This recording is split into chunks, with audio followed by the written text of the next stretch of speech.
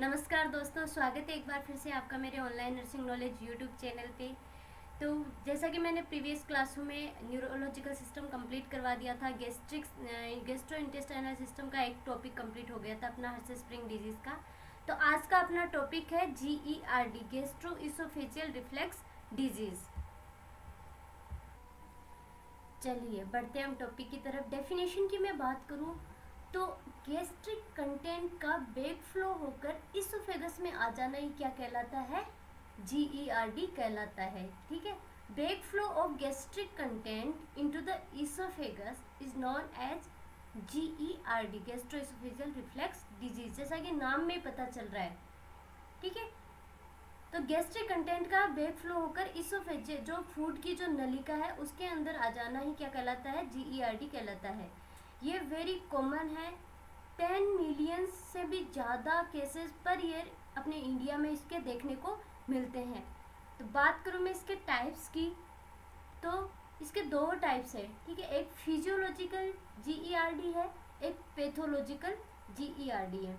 तो फिजियोलॉजिकल की मैं बात करूँ तो फिजियोलॉजिकल नॉर्मल होता है up to 1 year of children's में। ठीक है, 1 साल का जब तक बच्चा होता है तो उसमें ये चीज़ नॉर्मल होती है। 1 साल के बाद भी अगर ये चीज़ कंटिन्यू परसिस्ट करती है तो वो कंडीशन किस में आ जाएगी? पैथोलॉजिकल कंडीशन में आ जाएगी, पैथोलॉजिकल GERD में आ जाएगी। इसके कई कारण हो सकते हैं, जैसे कि इंक्रीज एब्डोमिनल प्रेशर। तो इसमें है इंक्रीज एब्डोमिनल प्रेशर। अगर एब्डोमिनल कैविटी में किसी भी प्रकार का कोई प्रेशर है वो बढ़ता है तो वो कॉज करेगा किसको? GERD को। वो पैथोलॉजिकल कंडीशन में इंक्लूड होगा। हाइटल हर्निया किसे कहते हैं? जब स्टोमक है वो हर्निएट होके अपर थोरेसिक कैविटी में आ जाता है तो उस कंडीशन को हम हाइटल हर्निया कहते हैं। ठीक है, तो उस कंडीशन में भी GERD देखने को मिलता है तो वो पैथोलॉजिकल GERD में इंक्लूड होगा। डिले न्यूरोमस्कुलर डेवलपमेंट, अगर मसल्स में जो डेवलपमेंट है वो न्यूरोमस्कुलर जो डेवलपमेंट है वो प्रॉपर नहीं हो पाता है तब भी GERD देखने को मिलता है। ठीक है, सिस्टिक फाइब्रोसिस की कंडीशन में भी GERD में देखने को मिलता है। तो ये सारी कंडीशन किस में इंक्लूड की जाएगी? पैथोलॉजिकल GERD में इंक्लूड की जाएगी। चलिए साइन एंड सिम्टम्स की हम बात करें तो यहाँ पे पैसिव रिगर्जिटेशन होता है। ठीक है, फूड का जो गैस्ट्रिक कंटेंट है उसका बार बार रिगर्जिटेशन होता है, इसोफेगस के अंदर वो बार बार आता है।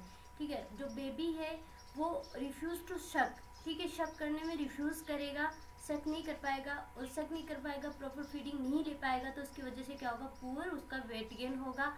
पायरोसिस होगा उसमें। पायरोसिस का मतलब क्या होता है? हार्ट बर्निंग भी बोलते हैं इसको। ठीक है, यहाँ पे जलन जैसा फील होगा, हार्ट बर्निंग फील होगी। ठीक है, तो पायरोसिस देखने को मिलेगा। और अगर GERD है वो इसोफेजियल स्पिंक्टर से रिलेटेड है तो हमें हिमेटेमेसिस देखने को मिलेगा, ब्लीडिंग देखने को मिलेगी। ठीक है, जो उल्टी आएगी, जो रिगर्जिटेट कंटेंट होगा उसमें ब्लीडिंग देखने को मिलेगी, उस कंडीशन को बोलते हैं हिमेटेमेसिस। और ऑर्डिनोफेजिया का मतलब होता है पेनफुल स्वेलोविंग। ठीक है, जब वो स्वेलो करेगा तो उसमें पेन फील होगा। और डिस्फेजिया का मतलब होता है डिफ़िकल्टी होगी, उसको स्वेलो करने में दिक्कत आएगी। ठीक है, तो ये सारे सिम्टम्स किससे एसोसिएटेड है? अगर GERD एसोसिएट है किससे? इसोफेजियल स्पिंक्टर से। ठीक है, इसोफेजियल स्पिंक्टर से अगर एसोसिएटेड है तो ये सारे सिम्टम्स देखने को हमें मिलेंगे। और अगर GERD है वो एस्पिरेशन से एसोसिएटेड है। ठीक है, GERD gastro oesophageal reflux disease है, वो एस्पायरेशन के से एसोसिएटेड है, एस्पायरेशन की वजह से हुई है तो उस कंडीशन में हमें देखने को मिलेंगे डिस्निया, डिफिकल्टी इन ब्रीथिंग। ठीक है, और हॉर्सनेस ऑफ वॉइस है वो भारी हो जाएगी। एस्पिरेशन, इसमें निमोनिया भी हमें देखने को मिल सकता है। चलिए, और नेक्स्ट मैं बात करूँ सैंडिफर सिंड्रोम है। ये GERD अगर टोर्टिकोलिस से रिलेटेड है तो उस कंडीशन में हमें देखने को मिलता है। टोर्टिकोलिस किसे कहते हैं? जो बच्चा है उसकी नेक है वो वन साइड ही मूव होती है। ठीक है, वन साइड मूव करती रहती है तो उस कंडीशन से एसोसिएटेड GERD है तो उसमें सैंडिफर सिंड्रोम हमें देखने को मिलता है। तो यहाँ पे मैं अगर सैंडिफर सिंड्रोम की बात करूँ, सैंडिफर सिंड्रोम क्या होता है? ये एक कंडीशन है। ठीक है। सेंडिपर सिंड्रोम एक कंडीशन है जिसके अंदर स्पास्मोटिक टॉर्टिकोलिस डिस्टोनिया की कंडीशन होती है, ठीक है। स्पास्मोटिक टॉर्टिकोलिस डिस्टोनिया की कंडीशन हमें देखने को मिलती है, और जो बच्चे की बॉडी है उसके अंदर एक आर्क जैसी फॉर्मेशन हो जाता है, बैक में एक आर्क बन जाता है, और रिजिड एपिस्टोटोनिक पोस्चर वहाँ पे बच्चे की हो जाती है, ठीक है। और ये सेंडिपर सिंड्रोम जो है ये एसोसिएटेड है अपने GERD से और हाइटल हर्निया से भी, ठीक है। ये GERD से भी एसोसिएटेड है, GERD भी कोज कर सकता है और हाइटल हर्निया भी कोज कर सकता है सेंडिपर सिंड्रोम। चलिए समझ में आ गया। चलिए बढ़ते हैं, हम इसके डायग्नोसिस की हम बात करें तो इसोफेगस का हम पीएच चेक करेंगे, एक प्रोब लेंगे और उससे हम इसोफेगस का पीएच चेक करेंगे, ये कंफर्मेटरी टेस्ट है, ठीक है। तो इसोफेगस का पीएच चेक करेंगे तो नॉर्मली अपने इसोफेगस का पीएच क्या होता है, एल्केलाइन होता है, ठीक है। तो अगर हम यहाँ पे गैस्ट्रिक कंटेंट आएगा, ठीक है, अपनी फूड की जो नलिका है उसमें गैस्ट्रिक कंटेंट आएगा, तो गैस्ट्रिक कंटेंट का पीएच क्या होता है, एसिडिक होता है, ठीक है। तो वो पीएच हम चेक करके पता लगा सकते हैं कि अगर पीएच एसिडिक आ रहा है, इसोफेगस में हम जो कंटेंट लेके उसका पीएच चेक कर रहे हैं वो एसिडिक आ रहा है, तो मतलब यहाँ पे गैस्ट्रिक कंटेंट पहुँच रहा है और वो GERD की कंडीशन को कंफर्म कर देगा। एंडोस्कोपी हम कर सकते हैं। नेक्स्ट हम मैनेजमेंट की इसकी बात करें तो मैनेजमेंट हम दो तरीके से करेंगे कि एक तो बच्चा 1 साल से छोटा है तब हमें क्या करना है, और एक बच्चा हमारा 1 साल से बड़ा हो चुका है तब भी ये GERD की कंडीशन है, तो तब हमें क्या करना है। तो बच्चा अगर 1 साल से छोटा है तो उसमें अगर बच्चा जागा हुआ है तो उस कंडीशन में हमें बच्चे को प्रोन पोजीशन देना है, ठीक है। प्रोन पोजीशन देना है, बच्चे को उल्टा सुला देना है। दूसरा, अगर बच्चा हमारा सुला हुआ है मतलब सो रहा है, वो स्लीपिंग कंडीशन में है, तो उस कंडीशन में हमें बच्चे को सुपाइन पोजीशन देना है और जो बच्चे का बेड है उसको 6 इंच ही एलिवेटेड कर देना है। बेड का जो हेड है उसको 6 इंच एलिवेट कर देना है और बच्चे को सुपाइन पोजीशन देना है। दूसरी तरफ मैं बात करूं 1 ईयर से बड़ा बच्चा है, ठीक है, तो उस कंडीशन में हमें क्या करना है, बच्चे के हेड को एलिवेट करना है और लेफ्ट लेटरल पोजीशन वहाँ पे हमें देनी है बच्चे को। क्यों देनी है, क्योंकि राइट साइड में बच्चे का स्टोमक, जो अपना स्टोमक की जो पोजीशन होती है वो राइट साइड में होती है, ठीक है, राइट साइड में होती है, तो हमें उसको लेफ्ट साइड में पोजीशन देनी है ताकि जो ग्रेविटी फोर्स से जो कंटेंट है वो बाहर ना आ पाए।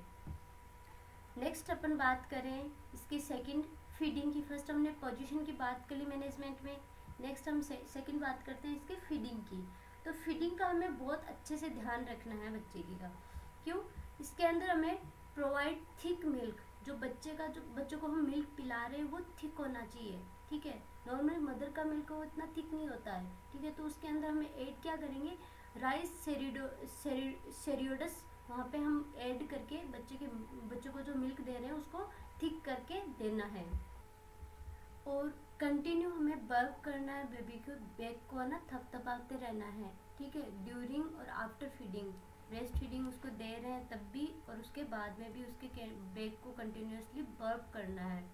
Keep the baby NPO 2 hour before bed time. जब बेबी सोने को जा रहा है रात को बेड टाइम पे, तो उससे 2 घंटे पहले से हमें बेबी को NPO रखना है, नील पर ओरली, उसको कुछ भी नहीं देना है, ठीक है। और avoid the food that decrease pressure on lower oesophageal sphincter, ठीक है। जो फूड लोअर इसोफेजियल स्फिंक्टर पे प्रेशर डिक्रीज करता है वो वाले फूड अवॉइड करने हैं।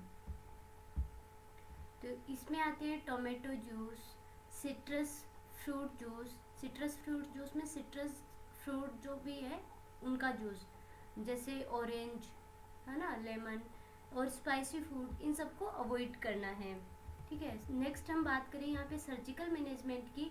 तो सर्जिकल मैनेजमेंट में हम क्या करेंगे, फंडो एप्लीकेशन करेंगे, जिसे हम बोलते हैं निसेरिस ऑपरेशन भी बोलते हैं, ठीक है। फंडो एप्लीकेशन में क्या करेंगे, जो मसल्स है, ठीक है, अब जो फंडस वाली स्टोमक में ऊपर के जो पोर्शन होता है, जो कर्व जो पोर्शन होता है उसको हम फंडस कहते हैं।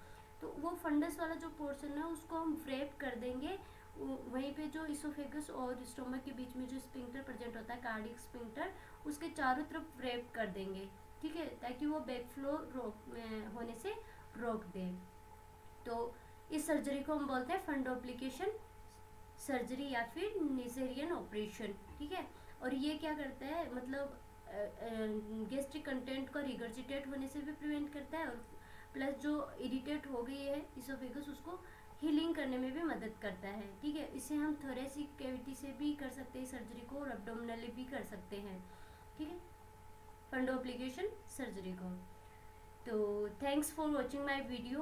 और नेक्स्ट कौन से टॉपिक पे मेरे को वो वीडियो अपलोड करना है, तो आप प्लीज़ मुझे सजेस्ट करें, और वीडियो को ज़्यादा से ज़्यादा शेयर करें, चैनल को सब्सक्राइब करके बेल आइकन प्रेस करके मेरे चैनल पे सदस्यता लें।